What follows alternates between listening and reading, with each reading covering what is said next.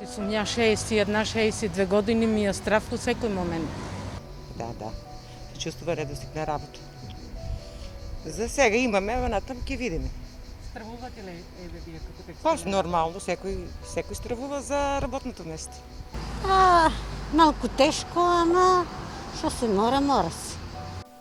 Коронавирусот, тешката работа на текстилните работнички дополнително ја обои со страв.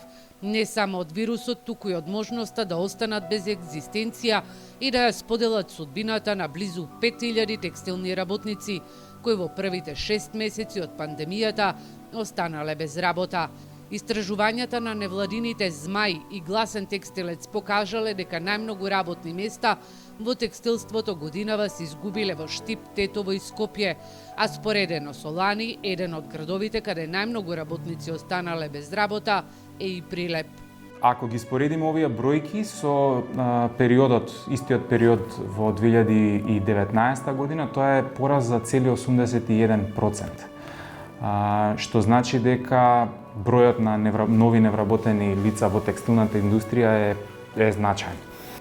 Во време на пандемијата работниците најмногу се жалеле на неспроведување на владините уредби за исплата на минимална плата.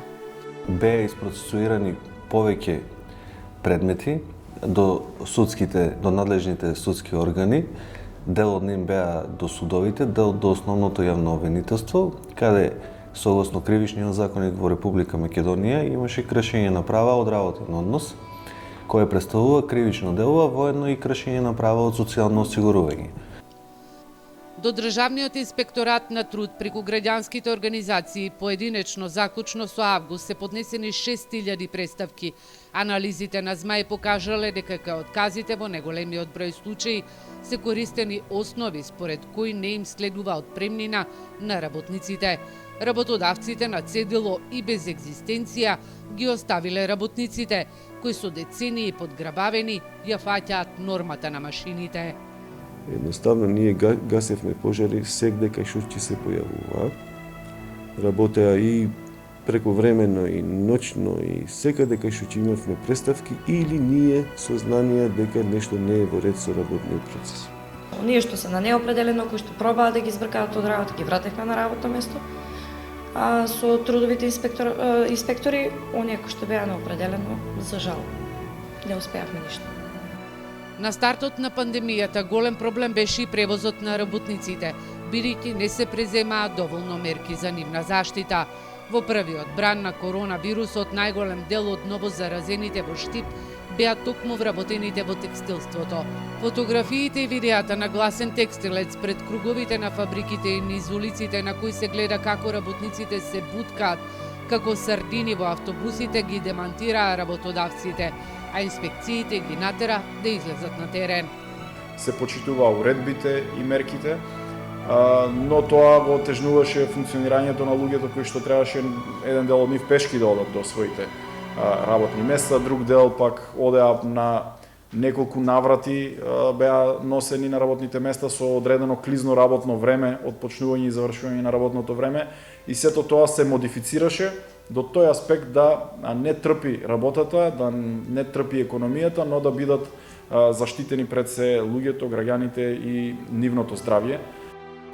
Од кластерот за текстил признаваат дека на почетокот биле во паника, на подоцна мерките почнале децидно да се применуваат. Сега тој проблем е решен, но има се помалку работа, па како нож над главата, на работниците им стојат најавите за нови отпуштања, посебно по затварањето на повеќе текстилни компании. Преку ноќ се откажуваа налози, се стопираа налози, преку ноќ излегоа мерките за отсуство на вработени заради родителска грижа на хронично болните. Оние што беа забрани за движење исто така многу се рефлектираа во однос на работното време. И компаниите беа многу загрижени и имаа проблеми. Нарачките тотално стопираат, има пауза кај странските партнери и за тие налози што остана, фирмите ја менуваат сезоната и така да сега е уште покритично за работниците. Најголем корисник на владиниот сет мерки и по број на компании и по број на вработени беше текстилството. Од владата тврдат дека благодарение на мерките во македонската економија се зачувани над 120.000 работни места. Тврдат дека помошта стигнала до работниците, а со заемот од Светска банка ќе се помага и на оние што во пандемијата останале без работа. Секако има мерки за тие кои што ќе останат без работни места. Веќе се планираат нови мерки во смисол како тие да се вратат на пазарот на трудот, зашто тоа е клучно за да не останат долго време невработени. И ние правиме цел еден сет на интервенции и на други места за да креираме нови работни места. Она што е фрапантно е што во време на пандемија разликата во платите меѓу менаџерскиот тим и работниците е огромна. Пат има кај сите, но според анализите поради условите во владините мерки за помош се намалил и бројот на оние што земаат плата под минималецот.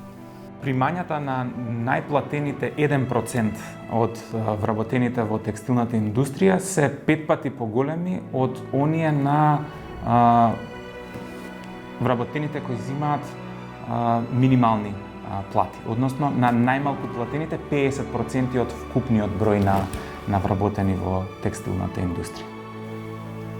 Колку новиот сет владини мерки ќе спаси работни места ќе покаже времето. Есента му донесе нова сила на вирусот, но важно е институциите да не ги преспијат злоупотребите на државните пари и кршењето на работничките права.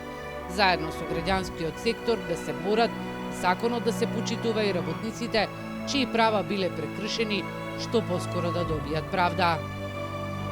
Ние имаме добри и лоши работодавачи и имаме и добри и лоши работници.